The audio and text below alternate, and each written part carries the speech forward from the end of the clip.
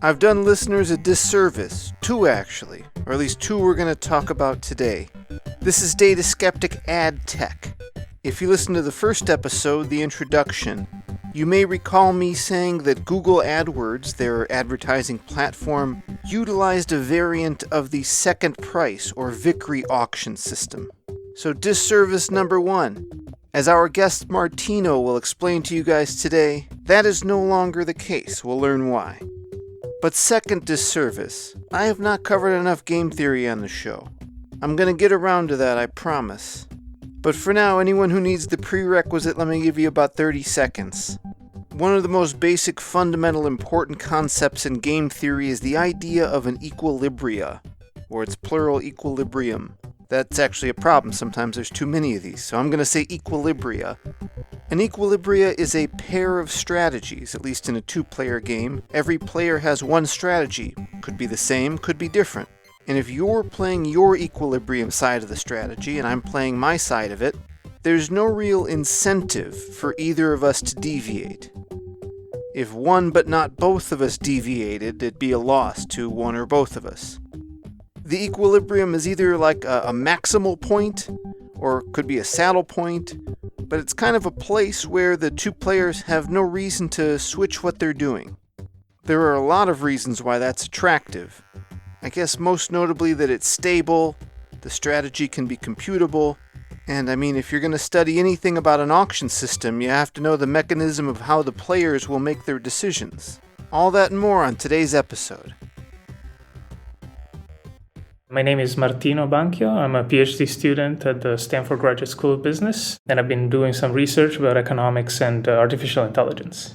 Well, how did you get first interested in the intersection of these two very interesting fields?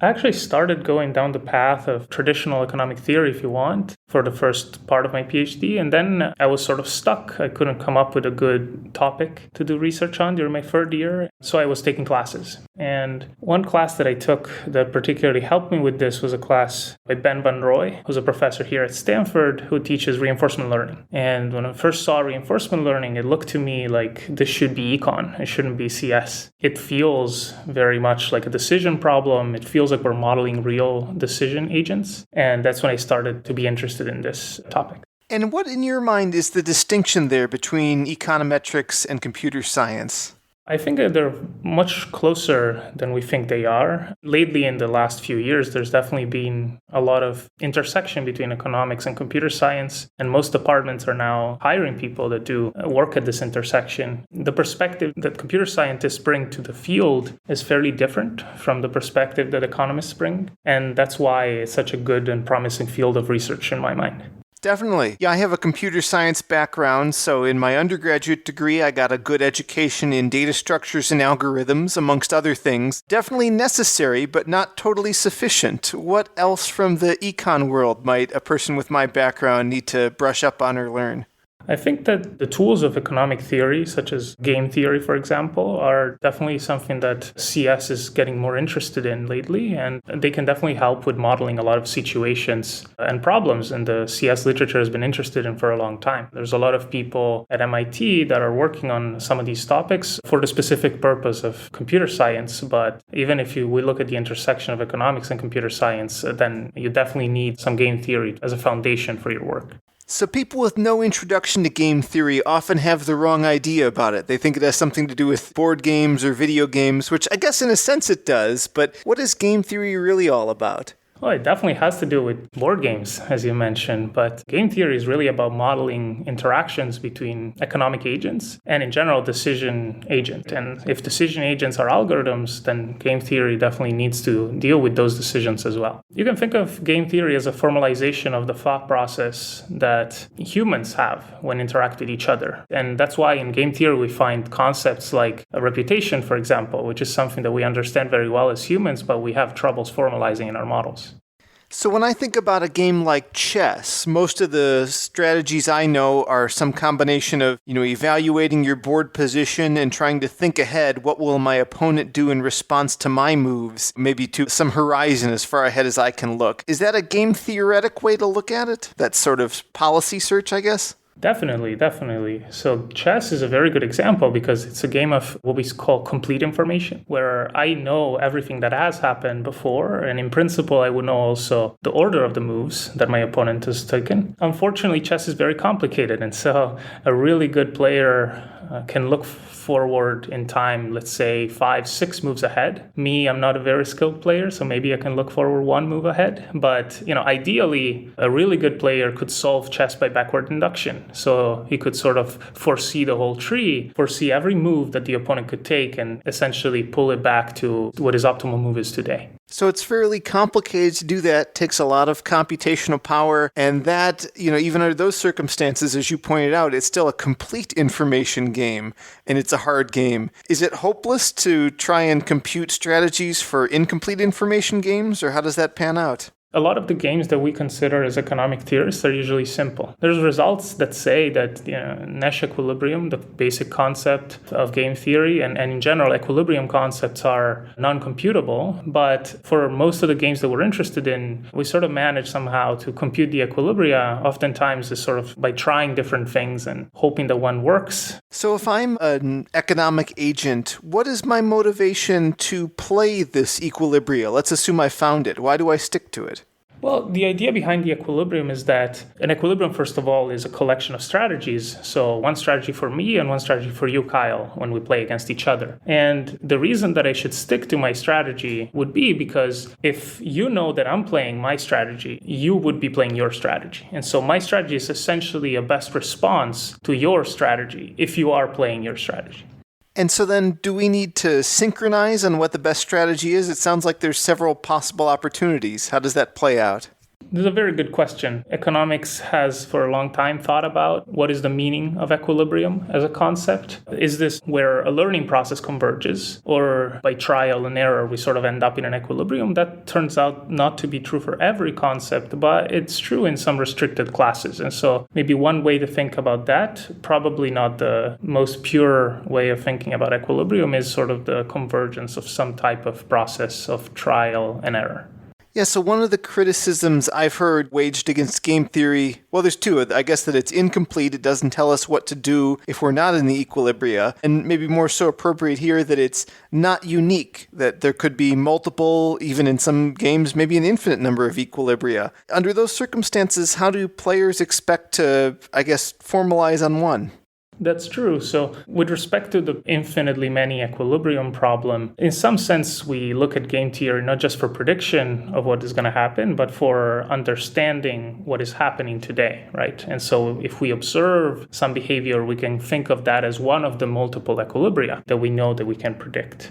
Regarding the incompleteness, it is actually a really compelling reason to look for more general concepts and sort of do more general analysis of what is happening outside of equilibrium. The problem is that it usually involves very complicated dynamical systems, which are usually hard to analyze. And so there has been some work on this intersection between sort of dynamical systems theory and equilibrium theory, but economists tend to focus on equilibrium because it's foundationally stable in terms of mathematics. Gives us some sort of axioms that if they are satisfied, we can then use this theory as a predictive. So we see game theory come up in simple games like Prisoner's Dilemma and Chicken and these sorts of, basic kind of 2x2 games. But I know it's also applicable in more broad settings. I guess the one we'll focus in on today is auctions. Could you share a few details, broadly speaking, on how game theory can help someone participate in an auction? Absolutely. Well, participating in an auction is a fairly complicated matter, as some would tell you. There's a lot going on, right? You need to figure out your own value for the object that is up for auction, but it's not enough, usually, at least. In many formats of auctions, you need to figure out also what other people are going to do and to not pay too much. So suppose we're competing for an object that is worth $100 for us. Do I want to bid $100? Maybe I'll try to bid a little bit less, right? That way I can get a little bit of money. But in order to do that effectively, I need to know at least something about how you are going to play and maybe what your value for the object is. So game theory helps us with this type of analytic reasoning. So is that as simple as saying, maybe I value something, let's just say it's, some commodity, and I'm willing to pay $100 for 1 unit of it, but I find out you are also going to participate in the auction, and for whatever reason you value that commodity less, you're only going to pay $50. Should I bid $50.01, or how does this all pan out? That's right. So $50.01, if you know that I value my item at $50, you know for sure that I'll never bid more than $50, right? So $50.01 guarantees that you will win. But maybe if I only value the object at $50 and I don't know that you're there, I might bid less than 50. I might bid only 40. So maybe for you, it would be even better to bid 45. So in some sense, I need to guess or estimate or have a probability distribution, a belief, if you will, over maybe not just your true valuation, but what you're going to bid as well. Is that the right way to model it? That's right. So turns out that if you have a belief about what my valuation is going to be for the object, and you know what the format of the auction is, you can translate that into a prediction about what I'm going to behave like, what my behavior is going to look like. Could you expand on the different formats for auctions? There's very many formats, first of all, of auctions. One is maybe the most common auction format that everybody thinks about when they think about a clearinghouse or like Christie's auctioning a painting would be the first ascending auction. We start at some price, and then someone from the back of the room increases the price a little bit. Someone from the front calls out and says, no, I want to bid like $5 more, and so on and so forth until we stop because nobody else wants to overbid. So that's called ascending auction. In some settings, we see descending auctions instead, where we start from the high price. The first person to raise their hand when the price is going down is going to get the object. Of course, there's still strategic considerations here, right? Because if I value the object at $100 and nobody has raised a hand until the price reaches $100, do I want to raise my hand now, or do I want to wait a little bit longer and maybe capture some more value? And then these are dynamic auctions formats, right? Because the price is moving around. There's also static auction formats where I submit my bid in sort of a sealed bid auctions, right? Where I could submit a bid and I could pay the bid that I submitted if I win. That's called the first price auction because the highest price is what is paid and determines the winner. Or I might submit a bid and then pay the second highest bid instead of my own bid. That's called a second price auction because I'm paying not the first highest, but the second highest bid. So if I were conducting an auction, it seems to me I would naturally gravitate towards that first price because that's the way I, as the auctioneer, are going to generate the highest amount of money. Why would anyone pick the second priced auction in which, the winning bid wins it, but they pay only the price of the second placed bidder? Exactly for this question, economists have thought about auctions for a long time. And one of the seminal papers in this field actually shows that your revenues are going to be identical across first price and second price auction, provided that some conditions are satisfied. Additionally, it turns out that the ascending and descending price auctions that we talked about are also equivalent. They also turn out to look exactly like a first price and a second price. And so the format of the auction seems like it doesn't matter, at least in a setting where, my value is independent of your value. So we're drawing from the same distribution. So that's if the players all decide to play the Equilibria, I presume, right? How do we know they're actually going to do that in practice? The equilibrium in game theory is, in some sense, predictive of what play is going to look like. And some of these concepts are stronger than others, right? So the first price auction equilibrium, for example, what it says is that you should bid sort of a fraction of your value. And the fraction is determined by, let's say, how many people are in the auction, all of these things that, maybe we don't know. Or maybe simply it's hard to calculate this fraction because I'm not very good at game theory, for example. In the second price auction, however, there's a very simple strategy, which is that I should just bid my value. If I bid more than my value and I win, well, I'm screwed. I have to pay too much. If I bid less than my value, what happens is, I risk losing sometimes because maybe my opponent had a value slightly higher than mine and I end up not winning. But if I win, I still pay the second highest price. So it doesn't matter that I lowered my bid today. So there's something very appealing on both sides of the table here. For me as a bidder, I feel like I have to do less work here. I don't have to guess, what this fraction is. I should set it as just bid my true valuation. And as long as I'm willing to reveal myself, I'll get the best opportunities available. Is that the general philosophy? That's right. And this concept has a name in game theory. It's called a dominant strategy. And what it means is that the strategy of bidding your own value is dominant in the sense that when you compare it to bidding anything else, it's always better to follow the strategy, the equilibrium strategy in this case. Thanks to our sponsor, ClearML. ClearML is an open-source MLOps solution users love to customize. It helps you easily track, orchestrate, and automate ML workflows at scale. Machine learning is no fad. Your organization is only going deeper on investment. Don't let this be a source of technical debt. ClearML can improve every step in your ML workflow, making it a tool loved by data engineers, ML engineers, DevOps people, and data scientists alike. ClearML is hands down the best collaborative ML tool with full visibility and extensibility. As a contributor on a machine learning team, ClearML amplifies your efforts. As a manager, ClearML gives you the transparency and metrics to guide your team's efforts effectively when you can't get pulled into the weeds. Their solution logs your entire process. Your data and models are versioned, so there's no questions of provenance or audits that can't be done. Model repositories give you a clear view of available binaries, and you can deploy pipelines directly from code. Supercharge your entire development process. Go check out ClearML today. Visit clear.ml to get started. Thanks to our sponsor, mParticle.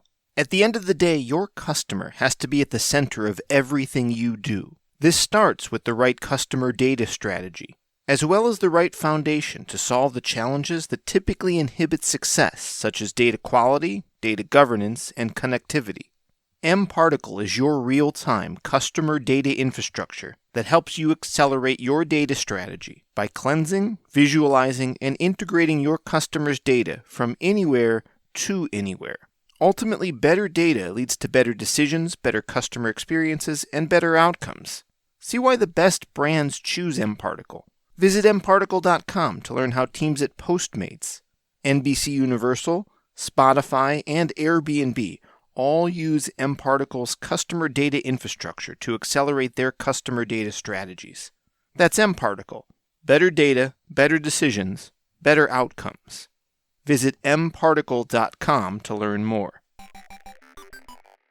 So I know in a lot of game theory, it assumes that you have perfectly rational agents and even a common knowledge of perfect rationality, that everyone knows every player is perfectly rational. I don't know that that applies in the real world so much. Is there anything empirical you can do to determine if these trends actually play out in practice?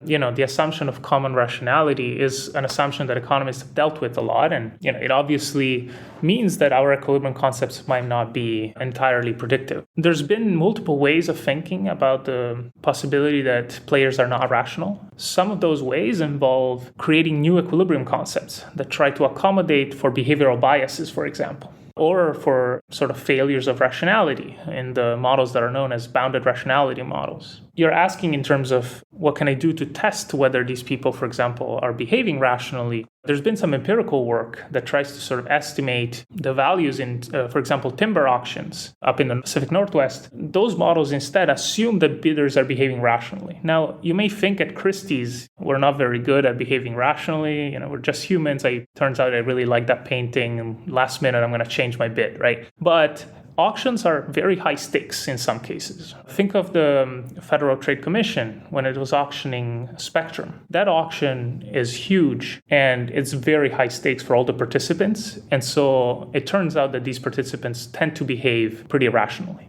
Well, let's talk also about some of the applications. We've mentioned Christie's. I think people can imagine different auction scenarios, but the one that I think we participate in the most, maybe the most repeated auction in the world, could be advertising auctions. Do you find that that's true, or could you give us at least a high-level definition of what these online ad auctions are?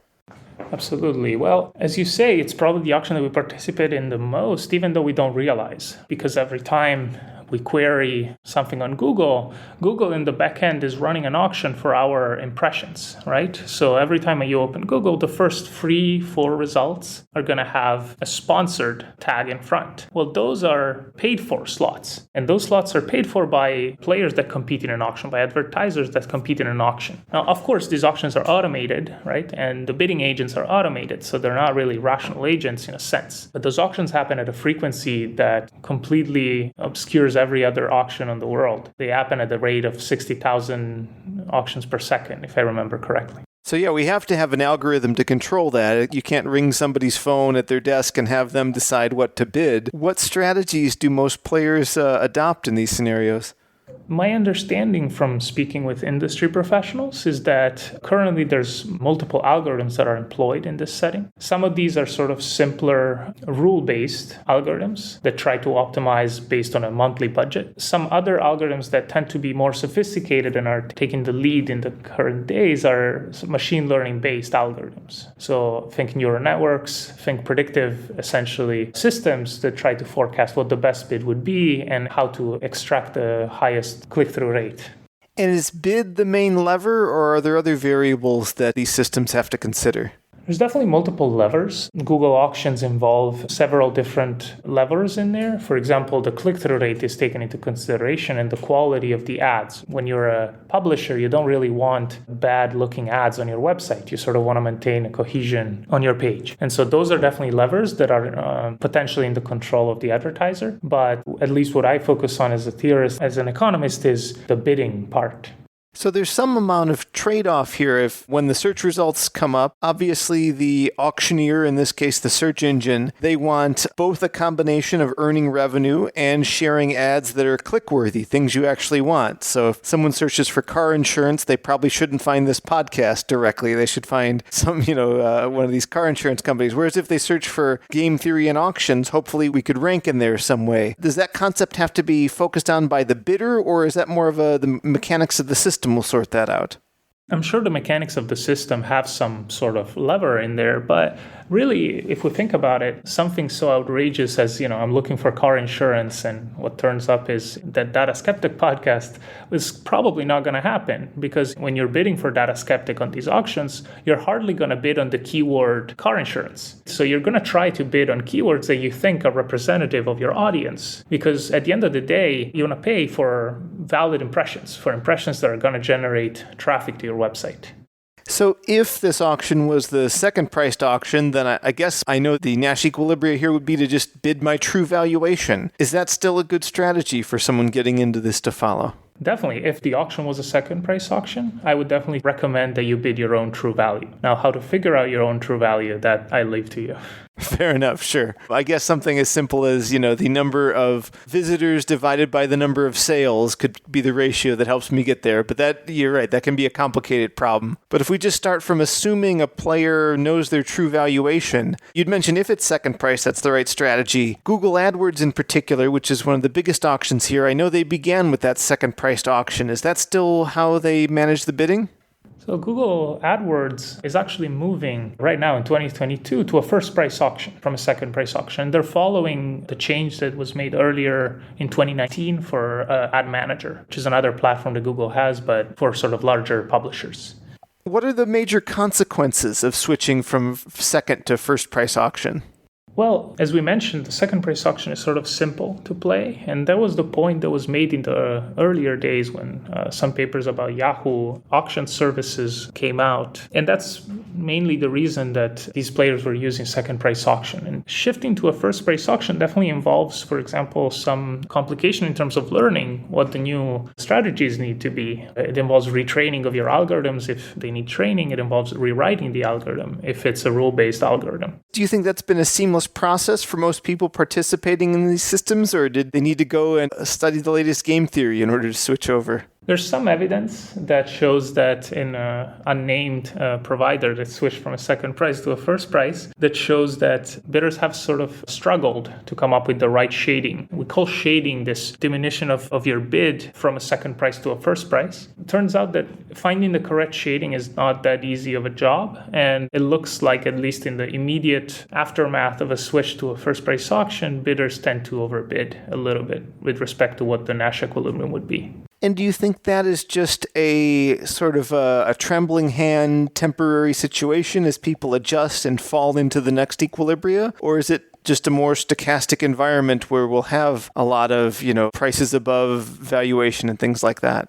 This is exactly the type of questions that sort of prompted me to study this setting and to think about seriously about what does it mean to have an equilibria where agents are not rational? Because our traditional theory would tell us that, yes, maybe there's a little bit of trembling hand right now, but after a while, by this process of tâtonnement, they're going to converge to the correct equilibrium, to the sort of optimal Nash equilibrium. My sense is instead that when agents are less than rational, when agents are algorithms, many more things could happen. Could you elaborate on that? What other sorts of things might happen?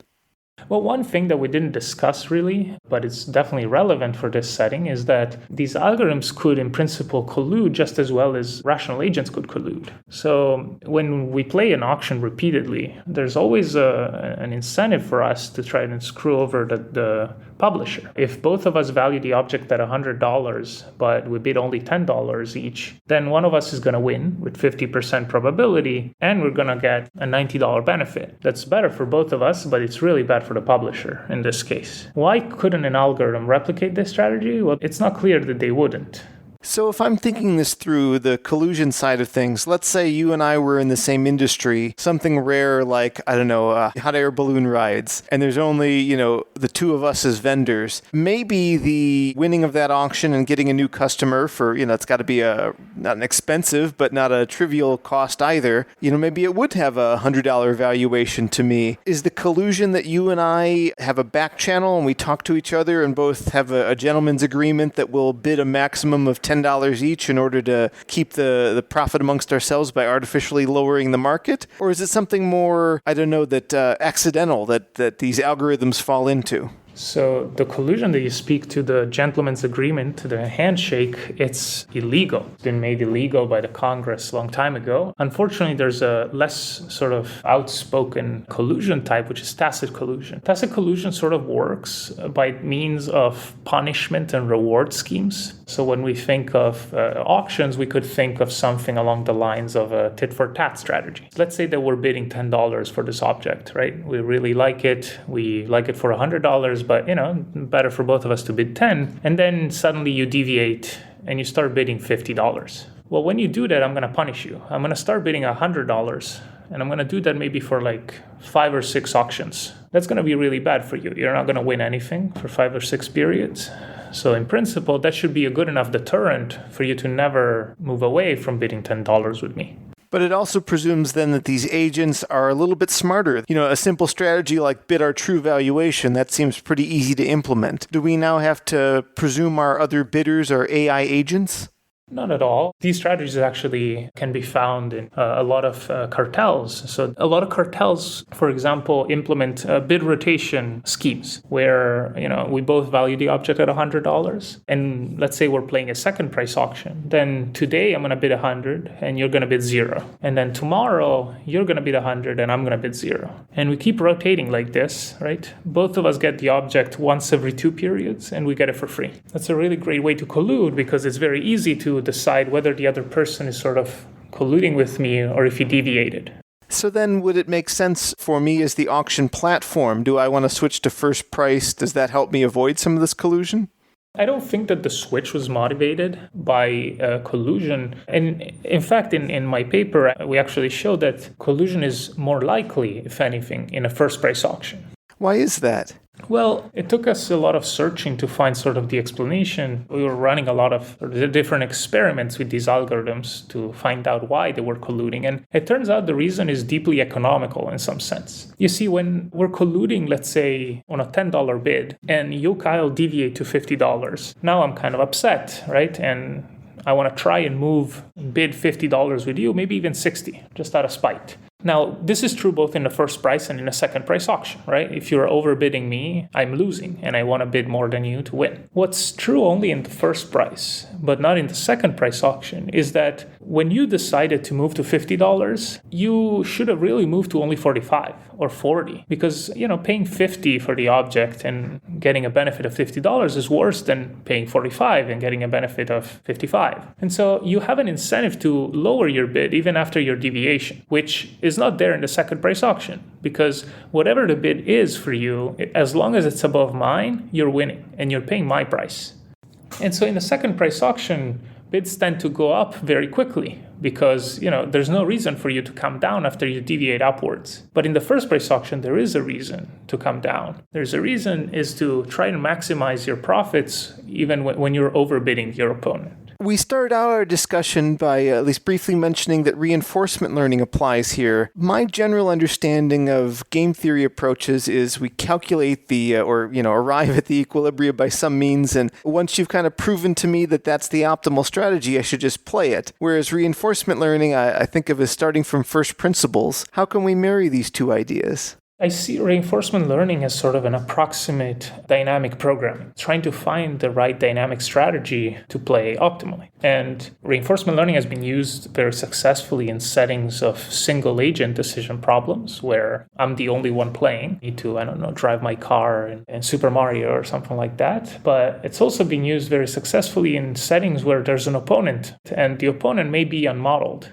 One question that is sort of central here is what happens when multiple reinforcement learning agents play against each other? Are they going to reach what we think is an equilibrium in the sense of rational agents, or are they just going to reach something else that is not an equilibrium? Turns out that the answer is, in general, they will not reach a Nash equilibrium. For example, in the first price auction, they reach these collusive strategies, which really aren't an equilibrium because there's always a profitable deviation, right? I can always move and bid a little bit more. But they understand the value of colluding today because if they deviate, then in the future they will have to pay a lot more. That seems like a disappointing result from a game theorist perspective, that all the work and intellectual thought has gone into these game theoretic designs, and then the agents in the wild, so to speak, don't play them. Is that an overly pessimistic way of looking at it, or what conclusion do you come to from realizing that these reinforcement learning agents don't seem to find the Nash equilibria? Well, I think the view is actually slightly different from the way you put it, is that we think of Nash equilibrium as a good concept because it's sort of what we would want an algorithm to play. If algorithms don't play Nash equilibrium, this is not a good result for us, right? And this is why a lot of the reinforcement learning community has been working on finding algorithms that can actually converge to Nash equilibrium when they play against each other, right? So there's a lot of work on algorithms that can provably converge to the equilibrium of dynamic games or static games, as is the case for Nash equilibrium here. Do you think those equilibria exist in the sort of general search auction? Are they maybe not available and that's why the agents don't converge to them? Well, I think the equilibria exist. I also think that sort of the algorithms used right now are not the sophisticated algorithms proposed by the computer science community. And I think it's important for us to understand what might be going on when we use less than great algorithms for the purpose of bidding. Because at the end of the day, the bottom line gets actually affected by the fact that we're using not optimal algorithms. Sure. For example, I've known some unsophisticated companies to adopt a global strategy like bid $2 on literally all keywords, regardless of what they are. That'll get you online and get you winning some auctions and get you some traffic, but clearly not optimal. How does a, unsophisticated participant like that affect the overall results of the auction? We have some results where we look at what would happen with a fringe of bidders. When we think of a fringe of bidders, we can model that as, some other algorithms that are behaving maybe the way you described, sort of naively just bidding the same amount for every keyword, right? And what happens is that those algorithms don't really affect the result. So the first price auction remain collusive, but the second price auction doesn't. The second price auction actually works really wonderfully. And in some sense, it's the same reasoning as I explained before, is that now the first price auction is just going to have a little bit of a higher collusion. So revenues improve a little bit, but not enough to justify sort of the switch between first price and second price. So if the switch to first, which I guess Google and a lot of other services are moving towards, can, correct me if I'm interpreting this wrong, if it can open the door for some collusion, is there a action against that needs to be taken, or is that just the price you pay for generating a bit overall more revenue, or why allow the opportunity for collusion? Well, so our paper deals with auction design, right, which is a hot topic in economics. It has been for a long time. The idea being that if we know something about the environment, we can design the auction to do what we want, right? It's the one time where we have complete freedom over the economic environment to design the best way to sort of extract revenues from the perspective of Google, at least. And so one consideration, obviously, is why do you need to switch to first price auction? You can stay in the second price, right? Now, obviously, there was some unmodeled reason that Google decided to switch from second price to first price. So can we make first price less collusive? The answer turns out to be yes. And Google really thought about this already. If you go and search through the Google Ad Manager API, you'll see that Google provides feedback after every single live auction to the bidders, to the algorithms that are bidding in our auction. And the feedback is in the form of the minimum bid to win in that particular auction. So, for example, let's say that I'm bidding in some auction and the value of the object is $100. I bid 40 and I lose. Now, if I just know that I lose, I have no way of knowing, should I have bid more? Should I bid less? What happened? I know that I shouldn't have bid less because I would have lost anyway. But how much more should I have bid? Well, that's exactly where minimum bid to win helps you, right? Because this is going to tell me essentially where is the threshold at which, I should consider moving to because I'm losing today. If you win, same thing, right? If you win and you bid, let's say $120 and turns out that you could have bid only 80, but then this information is really valuable for you. You know that now you can sort of pull back on spending and, maybe shift it somewhere else. And so this feedback of the minimum bid to win turns out to actually make first price auction very competitive. It looks almost indistinguishable from a second price auction. Interesting. So adding this new information signal kind of brings us all the benefits that we appreciate from second priced auction. Is that a baseline of it? That's right. And one way to think about this, I think in the CS community, there is a lot of discussion about feedback that we want to give the algorithms, right? And of course, the feedback that is possible, in principle, I could tell the algorithm everything, right? So here's however many bids I received, here's however many people participated. This minimum bid to win is a very economic quantity because it really is just a price, right? It's a price for the object for today's auction, right? Is at that price you would have gotten the object. And it aggregates all that information that I could have given you, but it's kind of too complicated for you to aggregate efficiently. You would need to sort of think through in your head, okay, maybe with 5 people I should have bid this much or that much. No, instead, I just tell you exactly what you should have bid essentially to win. This is a very interesting area to me that, by giving some information back, we're kind of changing the mechanics of the auction. As you had mentioned, an alternative might have been the more complete information approach. Tell me the, anonymized ID of each bidder and what their bid was. That would have been more information. Could I have been a better bidder with that? Some way that would be greater than just giving me the minimum bid to win? So the result that we have so far, this result about the minimum bid to win feedback, is kind of counterintuitive for someone that has an economic background, I think. And the reason is that our understanding as economists is that more information is usually more collusive. Think about it this way. If you don't know anything about who's in the auction, it's going to be very hard for you to punish them, to decide why you lost. But if instead you know exactly that there's only 3 participants, it's always the same 3, and you see their bids, you can organize these tacit collusion rings a lot better. And so in some way, providing minimum bid to win is a limitation on the capabilities of these algorithms to collude with each other tacitly. Could you expand a little bit more on some of the empirical studies or simulations you ran to test these ideas? What we did is we wrote up some Q-learning algorithms. We chose Q-learning because Q-learning is really simple. We chose even tabular Q-learning. So we avoided altogether the complication of putting a neural network there. And the reason is that these are very interpretable, right? It's very easy for me to understand what's going wrong in the algorithm and what are the forces driving the results. But we expect these results to hold in more general settings. And we put 2 Q-learning agents, one against the other, in different auction formats, and we look at what happens over the long run. And so to tell sort of various possible explanations apart for why the first price auction is so collusive and why the second price is not, we sort of tried a lot of experiments by changing either the rules of the auction or changing the way that the algorithm explore, to try and figure out really what was going on at the heart of this collusion result.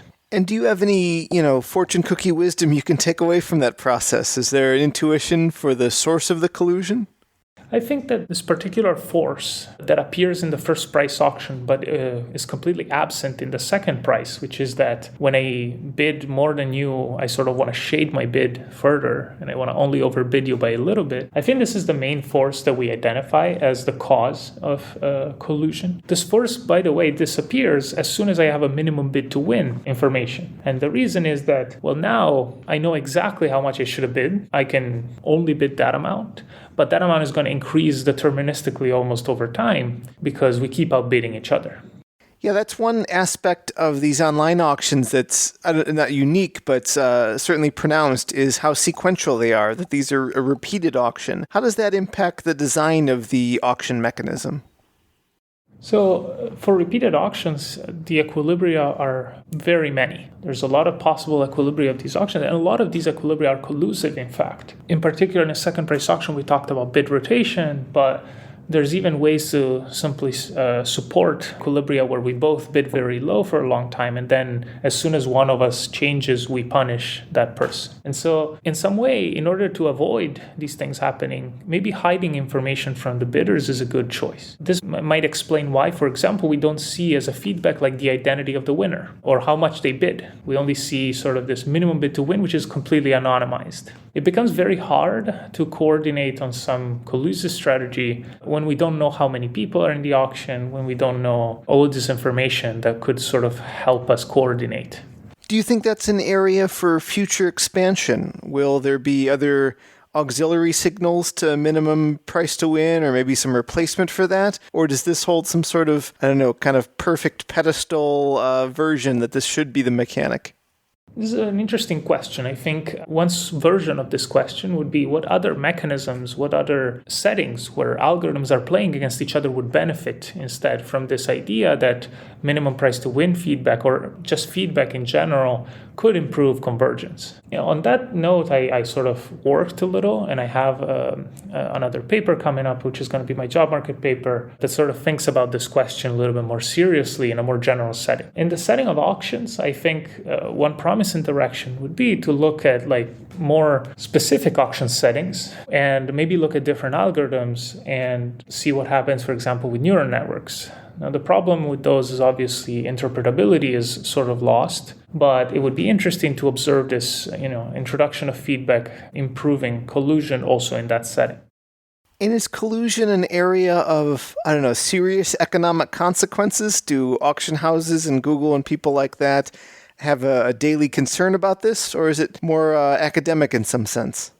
Well, my perspective is definitely an academic one. I think there is growing concern between the academic community and between the industrial and regulation community about collusion by algorithms. Some of that has been observed in pricing. For example, there's some evidence that gasoline stations in Germany collude when the pricing is done by algorithms. There's some evidence that on Amazon, many third-party sellers are colluding by using algorithms to price their goods. Those are growing concerns, and regulation agencies have been thinking a lot about this question. And so I think in some ways auctions is just another setting where collusion might definitely arise by employing algorithms.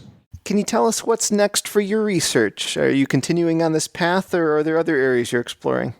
I'm definitely continuing on the path of economics and artificial intelligence. I've been thinking a lot about how to think about design of mechanisms where agents are playing according to artificial intelligence agents. Thinking also about how to estimate these algorithms in the marketplace. That would be definitely helpful for regulators. And in general, I think my research direction for now, it's at least to help regulation in this space, which for now it's very sparse and hard. Definitely a very new and upcoming field. I'm eager to follow your research and more broadly the topic. Thank you.